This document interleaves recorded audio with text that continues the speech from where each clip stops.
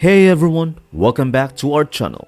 Today, I will be guiding you on how to view your history images on Lexica.art. So let us get started. First, open your web browser and type Lexica.art in the address bar.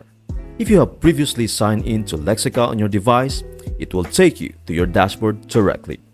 On the upper deck menu, click on History. Here, you can search for the images you want to see again. For example, you can search for Stephen Curry and click on Search. It will show the images you created last time related to Stephen Curry.